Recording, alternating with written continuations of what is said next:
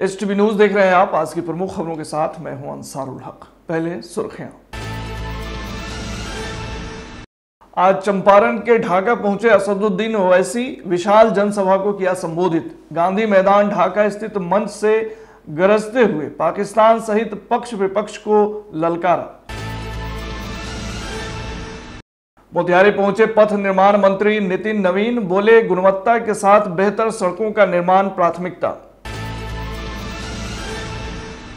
पश्चिमी चंपारण में बोरे में मिला विवाहिता का शव, इलाके में मचा हड़कंप। मृतिका के भाई ने बताया ससुराल वालों की करतूत।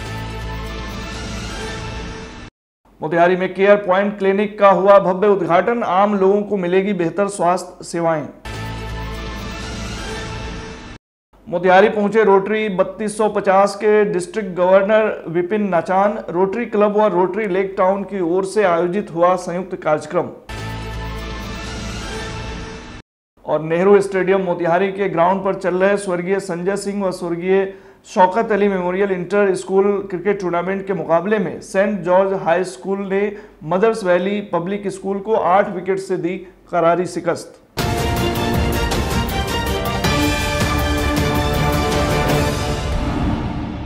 विधानसभा चुनाव से पहले बिहार की सियासत पूरी तरह से गर्मा गई है। वहीं पारा और हाई करने के लिए इन दिनों असदुद्दीन ओवैसी बिहार के दौरे पर है। इस कड़ी में आज वे पूर्वी चंपारण के मुस्लिम बहुल इलाके ढाका में एक विशाल जनसभा को संबोधित किए। आपको बता दें कि ढाका की सरजमी पर आज का माहौल कुछ और ही था। ओवैसी भाईजान जब गांधी मैदान ढाका स्थित मंच से गरज रहे थे तो पाकिस्तान सहित पक्ष विपक्ष के पसीने छुड़ा रहे थे। अपनी तकरीर में उन्होंने पाकिस्तान, मोदी, नीतीश, लालू सहित सभी पर एक साथ हमला बोला। वहीं वक्फ संशोधन कानून, बीजेपी की नीतियों और विपक्ष की खामोशी पर ओवैसी ने सबको आड़े हाथों लिया। अपने भाषण के दौरान आज सबसे पहले ओवैसी ने केंद्र सरकार द्वारा लाए गए वक्फ संशोधन कानून के खिलाफ जमकर अपनी भड़ास निकाली और कहा कि भाजपा ने ऐसा कानून लाया है जो हमारी इबादत गाहों पर एक हमला है। उन्होंने कहा कि ये आरएसएस की एक साजिश है। मौके पर उन्होंने कहा कि हम नीतीश कुशवाहा सहित चिराग पासवान व मांझी से पूछना चाहते हैं कि जब मंदिरों में सिर्फ हिंदू मेंबर बनेंगे तो मुस्लिमों के संस्था में गैर मुस्लिम कैसे शामिल हो सकते हैं? तुम लोग वक्फ की जमीन हड़पने के लिए ये साजिश रचे हो। भाजपा ने एक ऐसा कानून बनाया जिससे मुसलमानों के ईमान पर हमला हो रहा है, हमारे मस्जिदों पर हमला हो सकता है, हमारी शनाख्त पर हमला हो सकता है, हमारी शहरियत पर तो हमला CAA का कानून बना दिया गया। याद रखिए, ये वक्फ तरमीमी कानून 2025 जो बनाया गया है, ये सिर्फ और सिर्फ आरएसएस की एक कोशिश है कि भारत के मुसलमानों से उनकी मस्जिदों को छीन लिया जाए, उनकी दरगाहों को छीन लिया जाए, उनके खानखाहों को छीन लिया जाए, कब्रस्तानों को छीन लिया जाए, ईदगाह को खत्म कर दिया जाए, इमाम बाड़ों को खत्म किया जाए। मैं आपसे अपील कर रहा हूं कि आप इस काले कानून के खिलाफ मुत्तहिदा तौर पर खड़े हो जाइए और एक आवाज में हम सबको यह पैगाम देना है कि भारत के संविधान को बचाना है और वक्फ के कानून को वापस लेना है। मोदी। वहीं लालू यादव पर निशाना साधते हुए कहा कि तुमने मेरे 4 विधायक तोड़ा है, मैं उसे इस बार 24 बनाऊंगा। दोनों तरफ शैतान हैं। लालू यादव ने मेरे 4 विधायक को तोड़ा था, वो बिकाऊ थे। 4 गए तो 24 आएंगे। बिहार की जमीन पर हमारी पार्टी आबाद रहेगी। वहीं पहलगाम हमले को लेकर कहा कि मैं भारत सरकार से अपील करता हूं कि आप निश्चिंत होकर इन आतंकियों को सबक सिखलाएं। हम ये चाहते हैं कि हमारे देश के दुश्मन के आंखों में आंसू आए।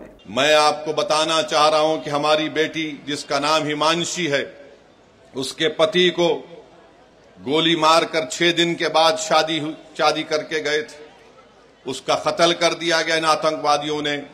ये हमारी बेटी हिमांशी का एक पैगाम देती है। हमारे देश में बसने वाले जो लोग हिंदू मुस्लिम का जहर फैला रहे हैं, वो कहती है कि मैंने अपने पति को खोया, मगर मैं नहीं चाहती कि मुसलमान और कश्मीरियों के खिलाफ नफरत के मजारे किए जाए। हम उम्मीद करते हैं कि भारत सरकार हमारी इस बेटी जिसने अपने पति को खोया है, उसके इस अल्फाज को याद रखेगी कि जो लोग हमारे पड़ोस मुल्क में बैठकर हमारे बच्चियों को हम बेवा होते देख रहे हैं, हम ये चाहते हैं कि उनकी आंख में आंसू आए, वो रोएं, अपनी किस्मत पर रोएं। और आज ये वक्त है कि भारत को एक मुत्तहिदा तौर पर ऐसे लोगों के खिलाफ पैगाम देना है। हम भारत के प्रधानमंत्री से इस बात का मुतालिबा करते हैं कि जितने 26 लोग वहां पर मारे गए, भारत सरकार उनको शहीद का रुतबा दे ताकि लोग हमेशा के लिए उनको याद रख सकें। ढाका में आयोजित ओवैसी के कार्यक्रम में जबरदस्त भीड़ देखने को मिली।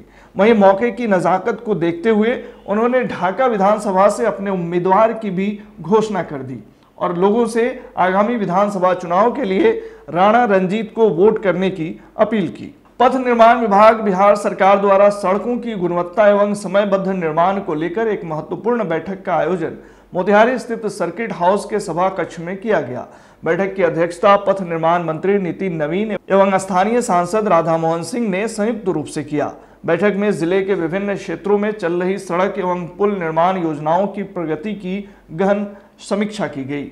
बैठक में कई जनप्रतिनिधियों एवं अधिकारियों की उपस्थिति रही, जिनमें मोतिहारी विधायक प्रमोद कुमार, पिपरा विधायक श्याम बाबू प्रसाद यादव, अरेराज विधायक सुनील मणि तिवारी, बिहार राज्य पुल निर्माण निगम के प्रबंध निदेशक शीर्षद कपिल अशोक सहित पुल निर्माण निगम एनएच एवं एनएचएआई के विभिन्न पदाधिकारी शामिल रहे।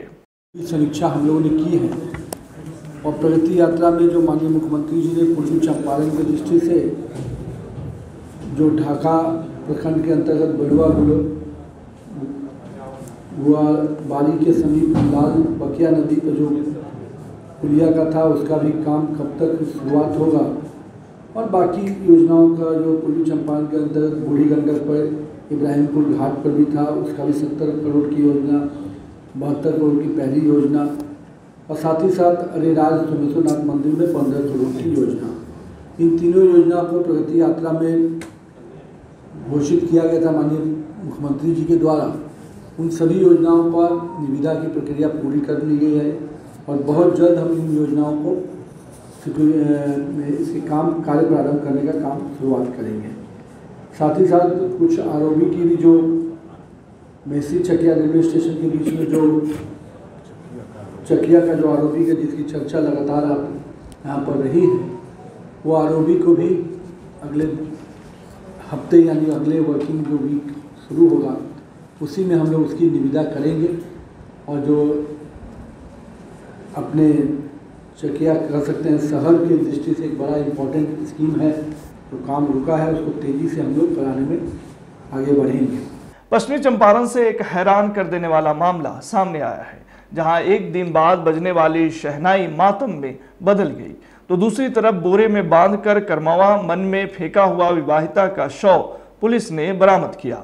मृत महिला की पहचान मझौलिया थाना क्षेत्र के मझरिया शेख गांव निवासी सनोज पासवान की लगभग 25 वर्षीय पत्नी परमीला देवी के रूप में हुई है।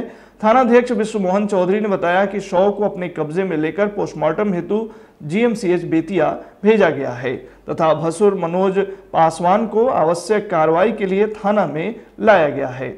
इधर घटना के संबंध में बताया जाता है कि परमीला देवी की शादी वर्ष 2018 में थाना क्षेत्र के मझरिया शेख गांव निवासी योगा पासवान के पुत्र मनोज पासवान के साथ हुई थी।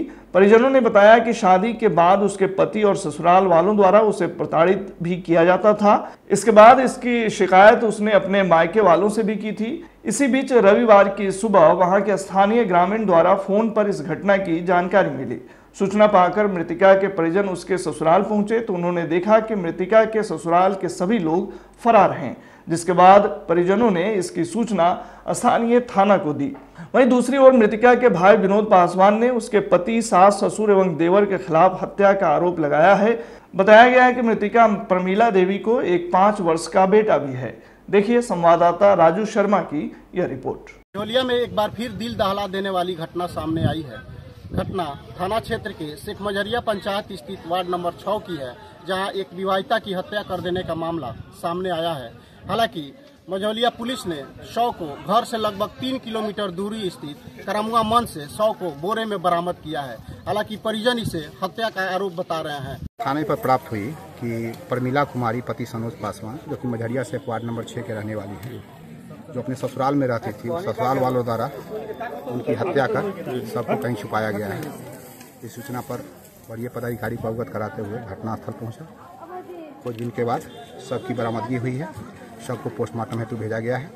परिजन के आवेदन प्राप्त होने पर अग्रतर विधिक कार्रवाई की। हमारा बेटी के सब दिना से कारबार लगौले रखबे, सब दिना कोई लखलू आया बरा हो दे वैलन जौने दिन वैलन वही दिन मुआ के लिया के इतना दूरी थी कैले बालू। सूचना मिला है करीब 7-8 बजे के करीब में कि आपका लड़की जो है आइए आप कहाँ नहीं चले गई। यहाँ पर हम लोग आए हैं तो देखे हैं कि लड़की घर पर नहीं थी, तो हम लोग पता लगाए हैं। तो उसके बाद में पता चला है कि मन में मार कर ये लोग ले आकर बोरा में भर कर ये लोग फेंक दिए हैं।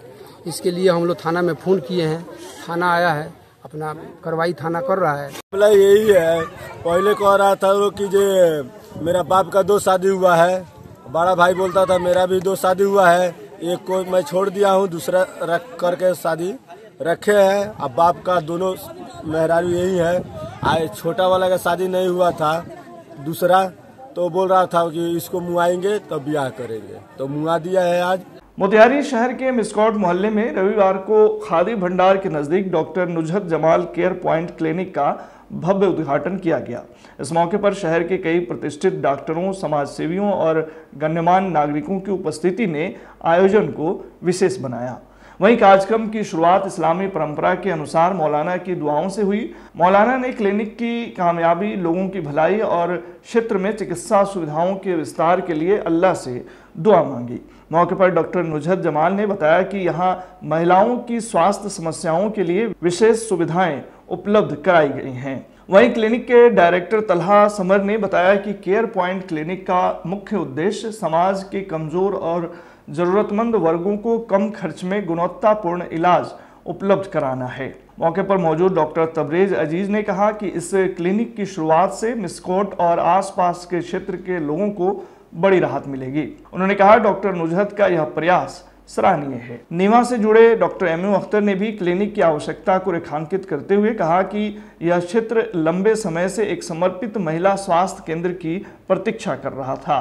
उद्घाटन समारोह में डॉक्टर परवेज अजीज, डॉक्टर अब्दुल खबीर, सैयद मुबीन अहमद, डॉक्टर होदा, डॉक्टर नदीम, डॉक्टर नसीम, सैयद मुबीन अहमद, प्रोफेसर अनवारुल हक सहित कई गण्यमान्य लोग मौजूद थे। मैं यही कहना चाहूँगी कि जो भी पिछड़े समाज के लोग हैं, जो इलाज पैसों की कमी की वजह से कराने नहीं जाते हैं, सरकारी अस्पताल में जाते हैं, जो उनको उतनी फैसिलिटी नहीं मिल पाती है, वो वहाँ ना जाके यहाँ आए। सस्ता से सस्ता और अच्छी से अच्छी इलाज हम देने की पूरी कोशिश करेंगे। और नॉर्मल डिलीवरी का ही हमारा प्रयास है, यहाँ से ज़रिए नहीं किया जा रहा है, बस नॉर्मल डिलीवरी पे ही फोकस किया जा रहा है। मिस्कॉट मोतिहारी, मोहल्ला मोतिहारी केयर पॉइंट क्लिनिक, जो डॉक्टर नुजहत जमाल, जो कि यहाँ पे आज ओपनिंग हुआ है, उद्घाटन हुआ है, जो यहाँ पे एक गरीब तबके के लोग को बहुत अच्छा सुविधा दिया जाएगा और हर चीज़ की फैसिलिटी, जो गरीब लोग बहुत सारे बड़े बड़े हॉस्पिटल से जूझ रहे हैं पैसे के वजह से, उसके लिए यहाँ कम से कम में इलाज किया जाएगा। ये बहुत बड़ी फैसिलिटी प्रोवाइड की जा रही है यहाँ के लोगों के लिए, और स्पेशली जो वेमेन है इसकी फैसिलिटीज़ कम है। और ये डॉक्टर नुजहत जमाल हैं और she will be providing all facilities. और हमारे यहाँ वर्किंग डॉक्टर भी हैं, हमारे यहाँ वो करती हैं, और विश्व के लोगों के लिए बहुत ज़्यादा फ़ायदेमंद हुई है और बहुत ज़रूरी फैसिलिटी ये स्टार्ट की गई है। मैं डॉक्टर एमयू अख्तर, आज डॉक्टर श्रीमती नुजहत जमाल जी के क्लिनिक का विधिवत उद्घाटन हुआ है। हमारे यहाँ वरीय सर्जन और नॉर्थ बिहार के name and fame surgeon doctor Tabrez Aziz साहब यहाँ मौजूद हैं, उनकी मौजूदगी में ओपनिंग हुआ है। इस एरिया में ऑब्स और गायनी के डॉक्टर की कमी है, लगभग नहीं के बराबर है। खुशी की बात है कि उनके यहाँ बैठने से इस इलाके के तमाम लोगों को बहुत सारी सहूलियात मिलेंगी और बहुत फ़ायदा पहुँचेगा। सबसे पहले तो मैं डॉक्टर साहिबा को मुबारकबाद दूंगा, डॉक्टर नुजहत जमाल साहिबा को, जो इन्होंने बहुत अच्छी चीज़ शुरू की है मोहल्ले में। और ये जो हेल्थ कॉन्शियस चीज़ें हैं ये मोहल्ले में है तो सर्विस लोगों तक पहुंच पाएगी आसानी से, जो बाहर जाने की ज़रूरत नहीं है। अब यहाँ के आसपास के जो पेशेंट्स होंगे या जो भी लोग होंगे जिनको ज़रूरत होगी वो यहाँ दिखा सकते हैं और उम्मीद करते हैं कि ये अच्छी सर्विस देंगी, डॉक्टर की तरह से ये काम करेंगी और इनसे ज़्यादा से ज़्यादा लोग फ़ायदा उठा सकें। आज इस क्लिनिक का उद्घाटन डॉक्टर नुज़हत जमाल का हुआ है। बड़ी खुशी की बात है, ये हमारे समाज के लिए, माशरे के लिए ये बहुत खुशी का मुकाम है कि आज यहाँ गायनी का ख़ासकर औरतों के मुतालिक जितने भी बीमारियां हैं उन बीमारियों का बेहतर और बहुत सस्ता और सुविधा इलाज यहाँ से होगा। मोतिहारी के एक निजी होटल में रोटरी 3250 के डिस्ट्रिक्ट गवर्नर विपिन नाचान के आधिकारिक दौरे को लेकर रोटरी क्लब व रोटरी लेक टाउन की ओर से संयुक्त कार्यक्रम का आयोजन किया गया, जिसकी अध्यक्षता रोटरी क्लब के अध्यक्ष डॉक्टर विवेक गौरव ने की, जबकि संचालन सचिव अरविंद सर्राफ ने किया। मौके पर डिस्ट्रिक्ट गवर्नर विपिन नाचान ने अपने संबोधन में रोटरी की दोनों संस्थाओं की आयोजित संयुक्त कार्यक्रम को मिसाल बताया। उन्होंने कहा कि रोटरी के कई विंग हैं, ऐसा कम ही देखने को मिला है जब किसी भी संस्था की 2 विंग एक साथ संयुक्त कार्यक्रम का आयोजन कर रही हो। उन्होंने कार्यक्रम में मौजूद पदाधिकारियों व सदस्यों को रोटरी के कार्य और जिम्मेदारियों को विस्तार पूर्वक बताया। मौके पर पूर्व जिलापाल संजू ठाकुर ने अपने संबोधन में संस्था को मजबूत बनाने का आह्वान किया। अध्यक्ष डॉक्टर विवेक गौरव ने रोटरी के चालू सत्र में आयोजित कार्यक्रमों पर विस्तार पूर्वक चर्चा की। कहा कि रोटरी क्लब ने 132 दिव्यांगों का कृत्रिम अंग प्रत्यारोपण किया, जो मिसाल बना। मौके पर रोटरी लेक टाउन के regional director Devpriya Mukherjee, assistant governor Stanley Pillai, lake town के अध्यक्ष रोहित गुप्ता, सचिव प्रियंका सरकार आदि मौजूद रहे। नेहरू स्टेडियम मोतिहारी के ग्राउंड पर चल रहे स्वर्गीय संजय सिंह व स्वर्गीय Shaukat Ali memorial inter school cricket tournament के मुकाबले में सेंट जॉर्ज हाई स्कूल ने मदर्स वैली पब्लिक स्कूल को 8 विकेट से करारी शिकस्त दी। टूर्नामेंट कमेटी के सचिव मोहम्मद आलम के हवाले से जानकारी देते हुए मीडिया प्रभारी प्रीतेश रंजन ने बताया कि टॉस जीतकर पहले खेलते हुए मदर्स वैली पब्लिक स्कूल ने बल्लेबाज प्रिंस के 40 रन व मधुरंजन के 27 रन के बदौलत निर्धारित 20 ओवरों में 6 विकेट के नुकसान पर 126 रनों का स्कोर खड़ा किया, जिसमें सेंट जॉर्ज हाई स्कूल के गेंदबाज और man of the match Saurabh ने 2 विकेट, अमन, करण व शिवम ने 1-1 विकेट लिए। जवाब में सेंट जॉर्ज हाई स्कूल ने बल्लेबाज ऋतिक के 43 रन व अनमोल के 25 रनों के बदौलत 13 ओवर में ही 2 विकेट के नुकसान पर 127 रन बनाकर मैच अपने नाम कर लिया। मदर्स वैली पब्लिक स्कूल के गेंदबाज शिवम व प्रिंस ने 1-1 विकेट लिया। मैन ऑफ द मैच का पुरस्कार मंत्रा कैरियर संस्थान के सौजन्य से दिया गया। मौके पर टूर्नामेंट कमेटी के मुख्य संरक्षक केबीसी विजेता सुशील कुमार, अध्यक्ष डॉक्टर अमित, उपाध्यक्ष महफूज अरमान खान, संयुक्त सचिव अयाज अहमद आदि मौजूद रहे। आज के बुलेटिन में फिलहाल इतना ही। तमाम खबरों और डिबेट्स के लिए जुड़े रहिए STV न्यूज़ के साथ।